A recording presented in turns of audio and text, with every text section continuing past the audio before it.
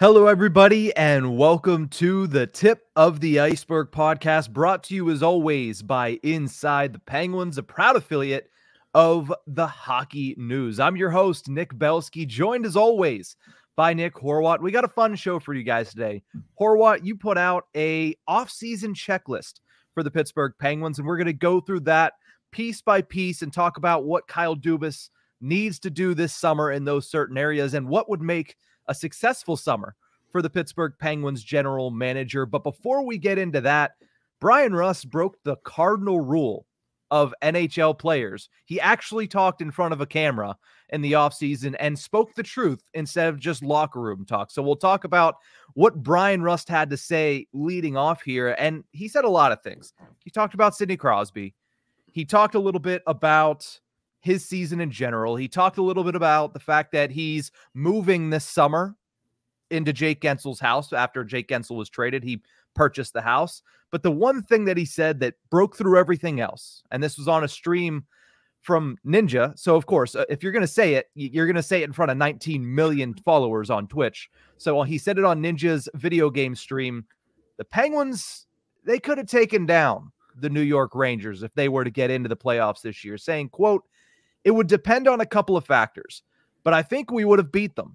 Those factors included the Penguins power play, getting some success against the Rangers, the Penguins penalty kill, having some success against the Rangers power play, and then the Penguins, quote, "trash power play," being able to be a factor in that series. So Horwat, the question becomes, do you think the Penguins would have had a shot if they would have made it to the first round against the New York Rangers? So this is a good question that you have to consider what we were all thinking, what all of our mindsets were in late March, early April, whenever they were on that hot streak, when they defeated the Rangers by a pretty good score. Sure, they lost 2 of 3 to them during the season, but first game was a 1-0 shutout against Jonathan Quick, a goal they likely wouldn't have even seen in the playoffs. The second game was one we don't necessarily talk about. And the third one, the team was half sick. And I believe it was the next game was the second straight day of Nedeljkovic starting. But the team was half sick, half alive, and still managed to defeat them. At that time of the season, when the Penguins were getting hot, they were getting hot at the right time, and they may have put up a fight against the Rangers. I don't know if they would have won or lost, but man, they would have definitely put up a fight, and who knows, maybe come out on the right end of things, because for some reason they just have Shesterkin's number. On most times, at least. There are definitely times where Shesterkin stands on his head. And who knows what the playoffs would have brought to the Penguins. Mm-hmm. I can see where Bryan Rust is coming from, and part of me wants to agree that, especially if the penalty kill could straighten itself out, especially down the stretch at certain times. And if the quote-unquote our power play was trash all season, also correct take, if that was able to get straightened out, maybe they would have had a real shot. So I could see where he's coming from with it. And if those things were leaning in their favor, yeah, absolutely. But I don't think that power play was ever going to get fixed. Yeah, the one thing I unequivocally agree with is Bryan Rust saying, quote, "I think any other team that got in would have done better than Washington." I saw the Washington Capitals Penguins game I think it was early April. The Capitals were very unimpressive, and they were unimpressive through a majority of the late stretch of that season. They had a really good week in the final week of the year, and they had a Barry Trotz-ish, don't give up anything, score one goal and hold the fort type of mentality, and that got them into the playoffs. But against the Rangers, it's not a style that was going to take down the President's Trophy winners. And that's what I think, Bryan Rust mentions. It's all about matchups. And I do believe that the Penguins would have been a better matchup for the New York Rangers. Would they have won? That's a tough one. I mean, there have been times, Penguins, Rangers, where the less talented team might have come out on top simply because of how close these two teams play each other whenever they match up in the postseason. But I mean, they were 1-2 against New York, like you mentioned. Even in that 7-4 loss, it was one of those, well, the Penguins didn't start on time, went down 2-0 quickly, and then they came back and they scored a little bit more, but they just couldn't hold the fort down defensively. But Crosby and Malkin were both clicking on all cylinders at the end of the season. Erik Karlsson was finally starting to hit his stride. He was at his best at the end of the season, and the bottom six was contributing a little bit. So yeah, I agree with Rust. If their penalty kill would have been able to kind of quell the energy of the Rangers power play, which has been a problem for the Penguins every time they go up against the Rangers, no matter how good the Penguins penalty kill is. And if their power play would have been able to do something, maybe they would have been able to put up a fight. I think it would have certainly been a better fight than the Washington Capitals. That's just my personal opinion. I agree. I think the Red Wings would have given them a little bit more of a fight than the Washington Capitals did. But at the same time, I mean, you look where the Rangers are right now. They're tied 2-2 against the Florida Panthers in the Eastern Conference Finals. I think if the Penguins of the last 3 weeks of the season would have showed up, they would have had a chance. But I'm not so certain that the Penguins of the last 3 weeks would have shown up whenever things turned into playoff hockey officially. So I'd like to say that, yeah, I think they would have beaten them. I think they'd have a chance to beat them, but I still think that I would have picked the Rangers if that would have been the first round series. Who knows? I mean, I think that mentality that we all had going into the final weeks of the season was this team can beat anyone. There was a very big, just the morale was high, and the streak of whatever it was points in however many straight. This team did look like they could beat anyone. They were beating good teams. They were beating the bad teams. And again, the goaltending wasn't outstanding the entire time from Nedeljkovic. Wasn't outstanding, but it was good enough. Maybe that would have also played a factor in it, just because it was good enough, and that's not good enough in the postseason. There's a million different ways you could have taken this and thought about it. And again, it is all just sort of revisionist history. It is looking back at the hindsight, because maybe the Penguins would have done this differently or that differently, and definitely would have put up a bigger fight, or more of a fight than the Capitals did. Maybe they would have put up more of a fight than the Red Wings or even the Flyers, because they were in that dance. It could have all been very different. And I think a lot of people wanted to face the Rangers because of that matchup, because they knew that in 2022, as a couple seasons ago, Penguins were the better team. Yeah. And had it not been for a third string goalie and some cheap shottery from a couple of players there, losing Raquel and Crosby, maybe, just maybe, they would have pulled that one out. And you're looking at this year as, well, you're going to likely have a healthy Crosby. Maybe if a flying elbow doesn't come flying out. I was about to say, there's a chance that cheap shottery would have continued, and it probably would have, considering what we've seen. If Jacob Trouba from the top rope decided to come back out again. Who knows exactly what would have happened. Again, it's hard to tell whenever there wasn't a contest, whenever there was no inclination of anything happening. Maybe someone on the Rangers gets injured and it changes things. Like, there's a bazillion different things that could have changed. Yeah. But on the surface, on paper, I see where Bryan Rust is coming from, and part of me wants to agree, but that I just don't think that power play would have fixed itself. And that is kind of what he was saying needed to be fixed for them to have it.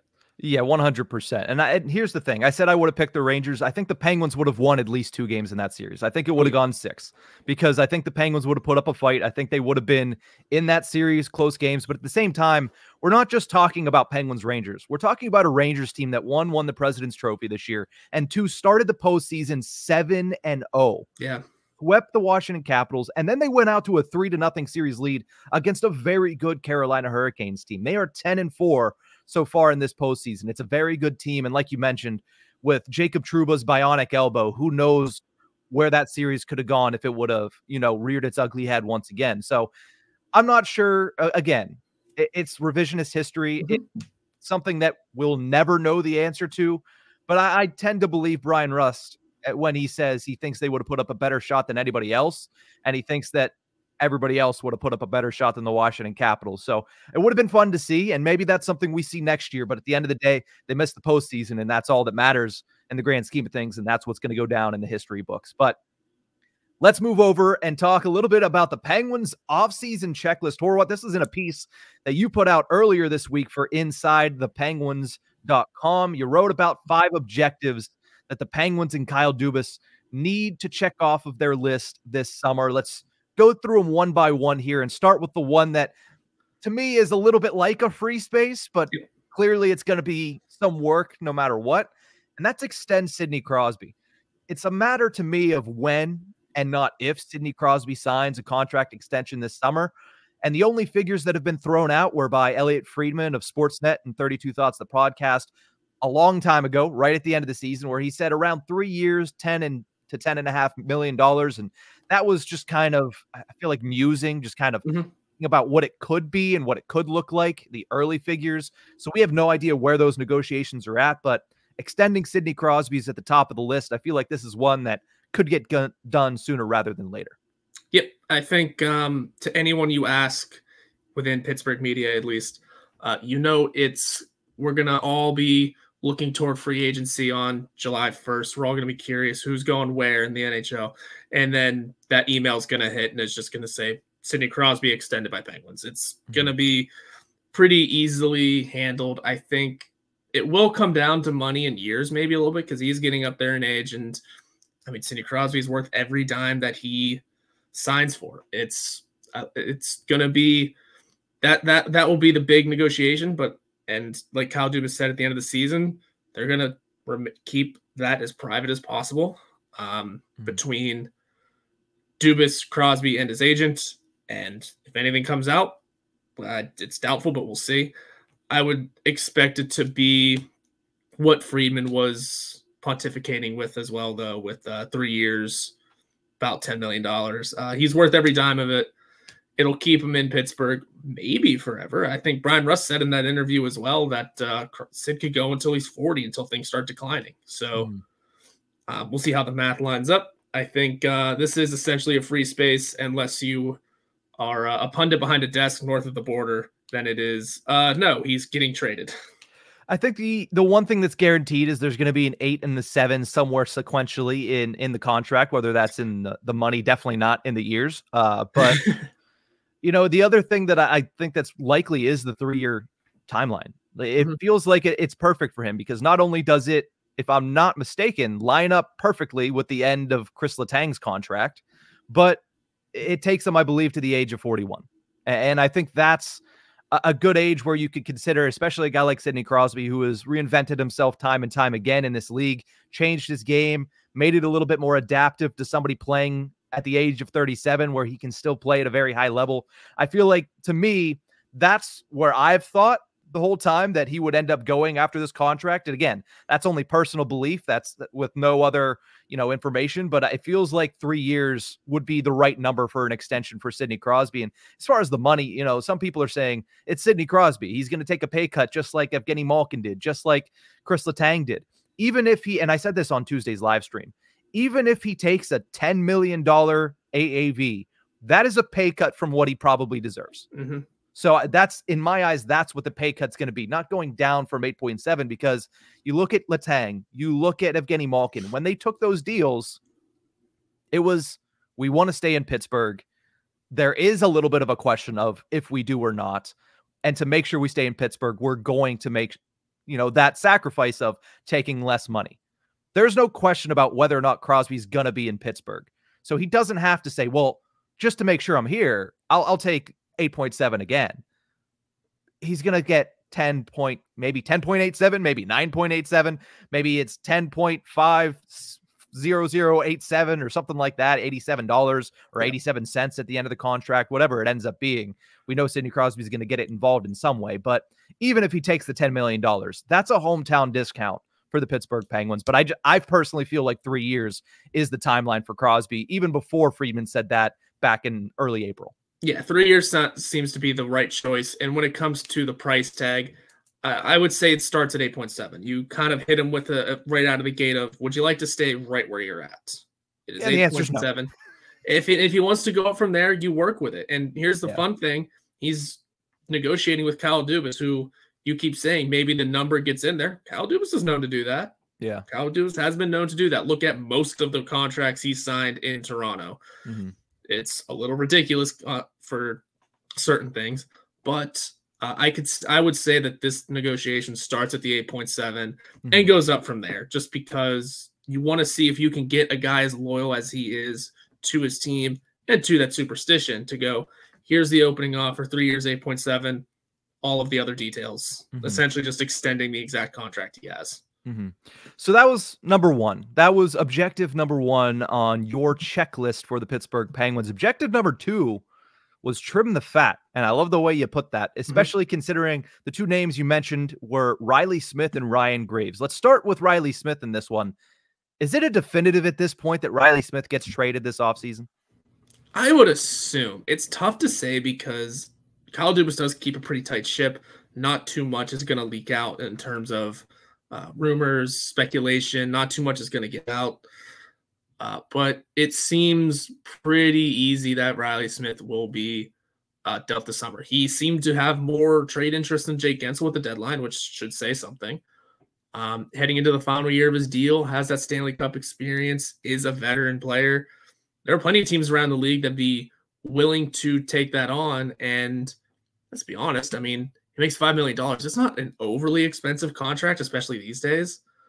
But it's definitely the most likely option. It just depends on who's willing to take it on. He has a modified no trade. What teams does he want to go to or is willing to go to? Essentially, who isn't on his list.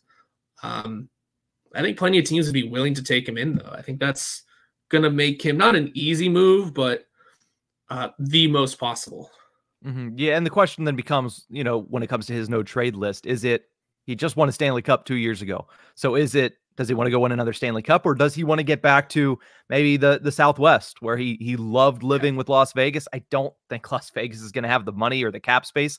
They're going to have to probably let go of Chandler Stevenson. They might have to let go of Jonathan Marchessault this summer because they signed Hurdle. They signed Noah Hannafin. So they might have to let go of some guys. I don't know if Riley Smith's going to be able to make that sweet reunion as some of us had talked about around the trade deadline, because they pulled that Hurdle trade out of their butts at the 11th hour. So I don't know if that's going to be an option, but I mean, the two names and the two teams that I threw out there earlier this offseason were Anaheim, who is a very young team and look in search of some defense first forwards, and Riley Smith does bring a 200-foot game in that aspect, and I think he'd fit in well with a young, fast team that likes to play and score off the rush.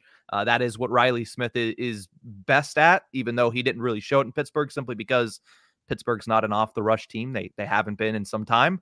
And then I thought Buffalo would be another adjustment there, but another team that he could potentially go up to, joining Alex Tuck, former teammate from the Las Vegas Golden Knights. So that's certainly an interesting name, and I think that everybody's talking about him as if it's a foregone conclusion, and I think for good reason. It did not work in Pittsburgh. By the end of the year, he was on the third line. It sort of started to work on the third line, but you don't want to pay $5 million for a third liner, especially when you have holes that you need to fill around the lineup and upgrades that you need to bring in this offseason. The other name is Ryan Graves that you mentioned. Do you truly believe somebody's going to take on that contract this summer? And do you think that Ryan Graves ends up being out of Pittsburgh by the time training camp rolls around here in fall? That's a tough one. It's tough to try and nail down what exactly will happen with Ryan Graves because A, of the season he had, obviously, and B, because of the contract, but also just the way Kyle Dubas spoke of Ryan Graves returning and coming into camp with a better mindset, with a more confident outlook, and with an improved season ahead. I get GMs and these guys will just kind of speak. They'll just kind of talk and straight up lie. Let's just be honest, kind of lie to you and say that, you know, he's expecting these guys to return and improve upon themselves. Something about it, though, with Ryan Graves just felt like, yeah, he's likely coming back. I think we all understand that contract's hard to move. He signed him for that long for a reason. You got to, I mean, you don't have to give him at least 2 years' time to work things out, but you gave him that long of a contract. It's hard for, sometimes it's hard for managers and guys that sign those deals to quit after a year. I mean, that's enough of that. Let's wrap that up, sending you out somewhere. It's one thing if you traded for a guy like Riley Smith and then are just trying to trade him again, whereas Kyle Dubas actively went out and grabbed a free agent in Ryan Graves and tried to, you know, insert him like maybe just where it didn't work. The contract's going to hurt, but I think it's likely he returns next year. I just kind of threw it into trimming the fat because of how much space the team could open up if they send him out. Because there was another thing that I wrote the next day that or a day or two later, whatever it may have been, that Shane Gostisbehere could be somewhere on the radar, or at least the Penguins are among betting favorites to land him. If they're going for him, you got to move Graves out first, because that's where the money will come from first. And then you just nabbed another puck-moving defenseman. Hilarious. Gostisbehere, St. Ivany wouldn't be a bad third pairing. But again, it might be an expensive third pairing. Yeah, I was going to say, Gostisbehere's contract projections start, I believe, at like more than Marcus Pettersson makes right now. Yeah, I don't know. Yeah. I don't know about that. I mean, we'll see how everything plays out. But, man, another puck-moving defenseman on the left side certainly can't play him with Letang and Carlson. So, again, very interesting. Very interesting. Your third demarcation here is the Penguins need to get younger. You and Kyle Dubas agree on that point. On an infusion of prospects like a Ponomarev, a Koivunen, a Jaeger, a Poston, we can keep going. The St. Ivany, Pickering, Joel Blomqvist. Yeah, you can keep going. There's a lot of names of a lot of young players that could make their way to the National Hockey League level, and we didn't even mention them all. Gruden should be thrown into that list as well. Do you think they could swing a move for an outside piece to get a little bit younger? There's a name that everybody's loving to talk about right now. He's a gold medalist over in Czechia at the moment from World Championships, and that's Martin Necas. You had a new management down in Carolina. He's a restricted free agent, but from the outside appearance, it looks like he might be on the chopping block as they try to maneuver and keep the team together that they built there to go on to the second round this past season. Do you think Marty Necas or some other name like that, a restricted free agent, do you think Kyle Dubas makes a big swing and a big pitch to get one of these young restricted free agents that might have fallen out of favor with their current team? I don't know why he wouldn't. I haven't started thinking or looking into possible trades. I mean, trade season has officially opened, it seems.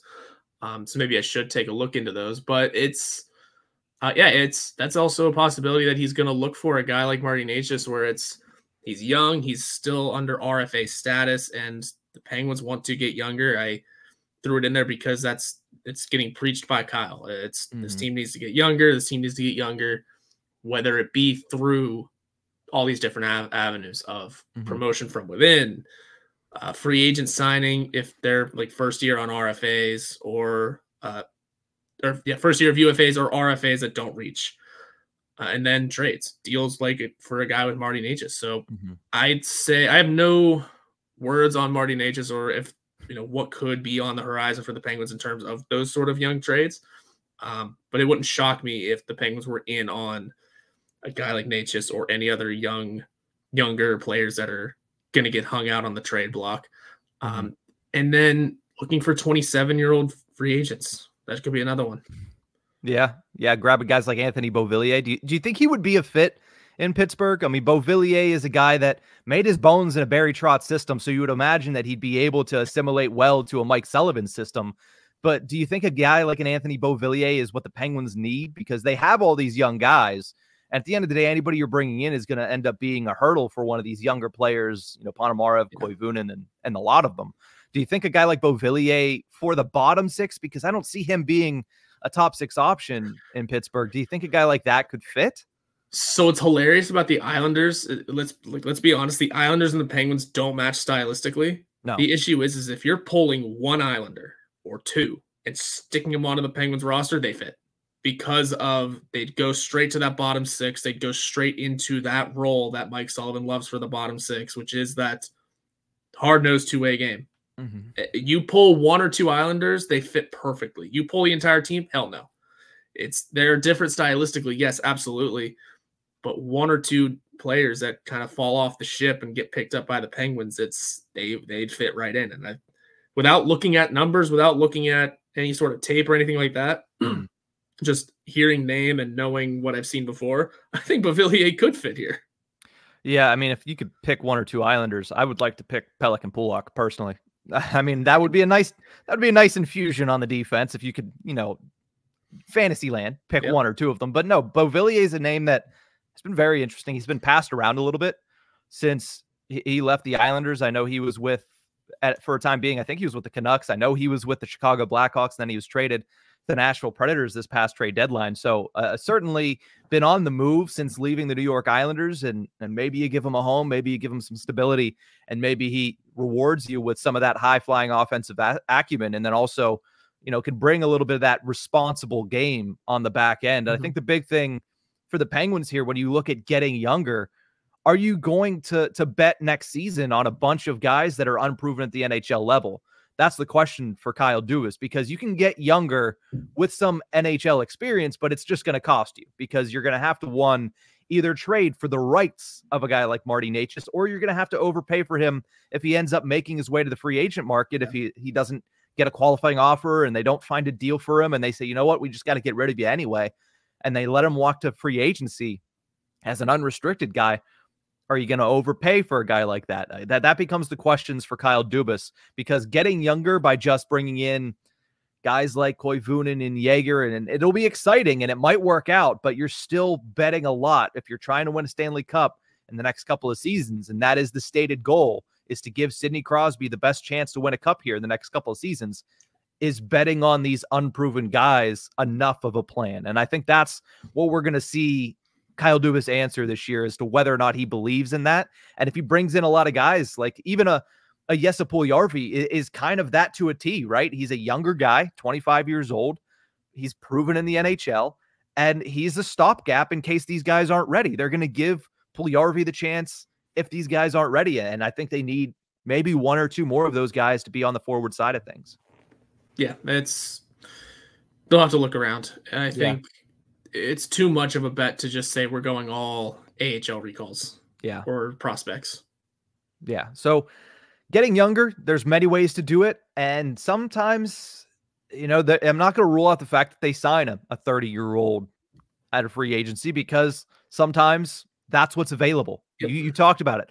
Maybe you sign a 27-year-old from free agency. That's the youngest you get in unrestricted free agency, unless once in a blue moon, a guy like Marty Necas is just not tendered a qualifying offer, and then all of a sudden you have a 25-year-old on the market, the 25-year-old on the market for all 31 other teams. So it's going to be something that we started seeing last season, which I think is nice. You've already started to see Kyle Dubas make moves to get this team to be a little bit younger. So we'll see what he does over the summer to continue that trend. But let's talk a little bit about step number 4 for you in this one, and that is make a goaltending plan. Have a plan for somebody to tend the goal, Horwat. Right now they have Tristan Jarry at 4 years, $375 million. And then behind him, it's a rookie Joel Blomqvist. That's what they have right now. The question that I have for you is, when making a goaltending plan, if the plan is Jarry at 1, veteran goaltender out of free agency at 2, and Joel Blomqvist at 3, with the opportunity for Blomqvist to move up if he proves that he's ready, is that enough of a plan for you? And would you be disappointed if they brought in a per se James Reimer, a Martin Jones, a Cam Talbot to be that number 2 this summer? I don't think it would upset me, because goaltending is tough to nail down. It's tough to sort of predict, and these guys' trajectories are always different. Sometimes you see the young hot goalie come in and make a statement right away. Sometimes it takes some time to sort of grow in the system and then finally make it multiple years down the line. Without that long playoff run that we had all hoped for in the AHL, it's hard to say exactly what Joel Blomqvist can bring. So it wouldn't shock me to see the Penguins go out and get a veteran backup. I mostly say figure out a goaltending plan, because it does sound like Nedeljkovic likely walks to free agency and Jarry's likely here again next season. As much as, his play sort of, I don't want to say deteriorated down the stretch, but he didn't get a chance. He didn't get a chance to play after it started deteriorating. Yeah. I'd say it's going to be him next year, just because I don't know if anyone would take him. I don't know if the Penguins want to trade him. And if they do, then really who are you going with? Because a goalie for a goalie, I can't think of the last time something like that has really happened. It's tough. Off the top of my head, at least I'm sure it's happened like yesterday.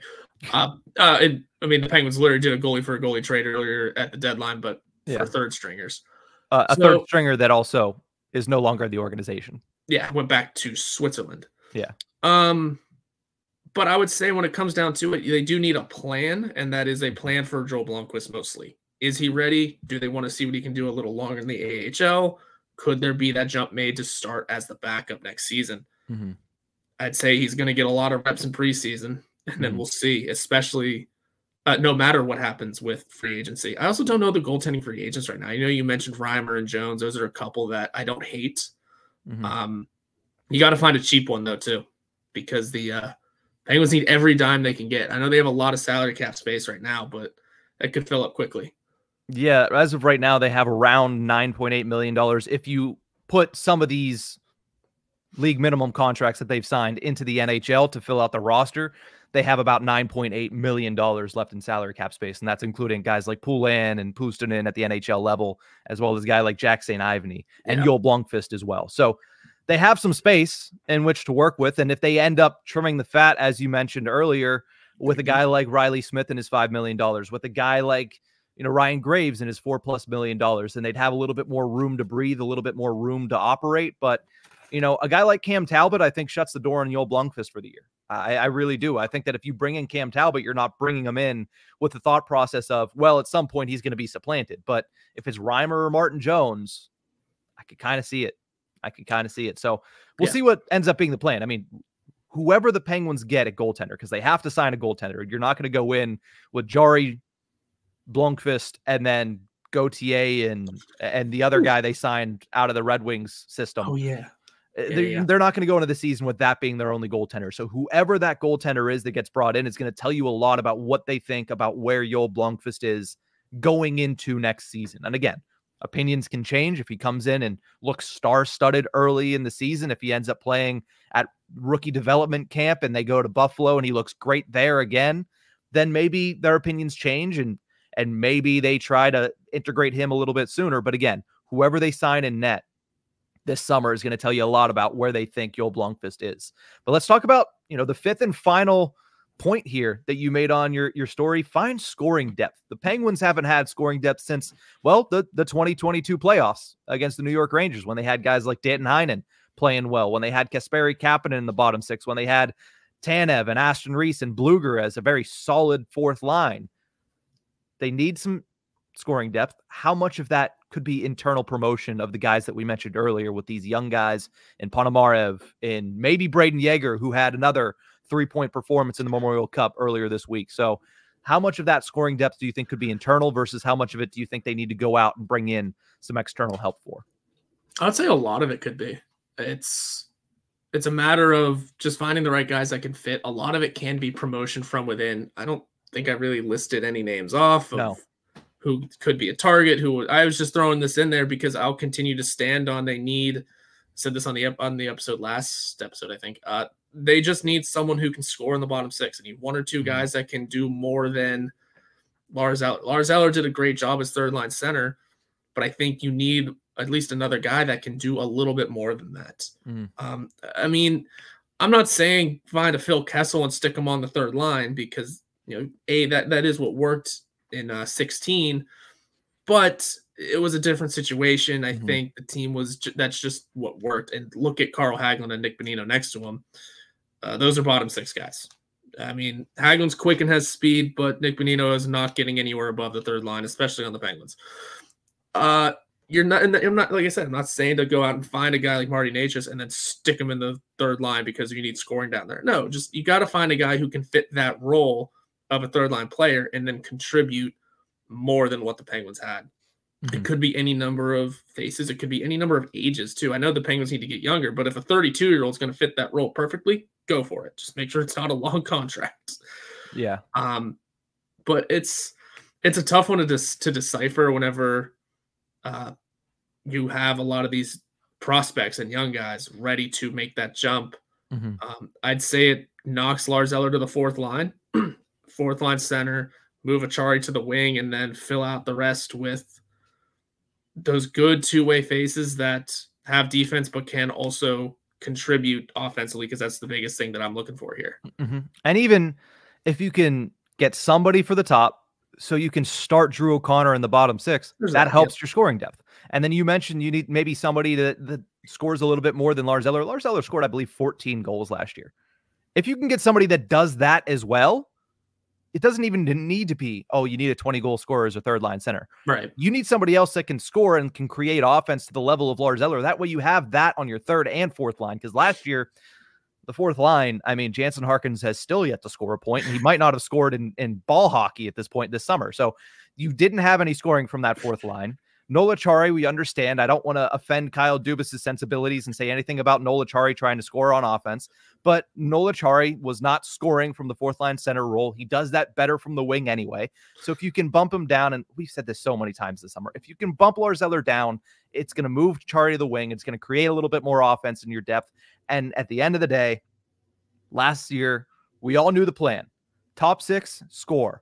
Bottom 6, defend. That can't be the plan again. Like, that didn't work. And they started to shift away from that at the end of the season. They started to get better at the end of the season. So I think we all know that they need to continue to trend in that direction. And like you mentioned, get that scoring depth. So the 5 things are: extend Sidney Crosby, trim the fat, get younger, make a goaltending plan, and find scoring depth. That is the Pittsburgh Penguins off-season checklist for this summer.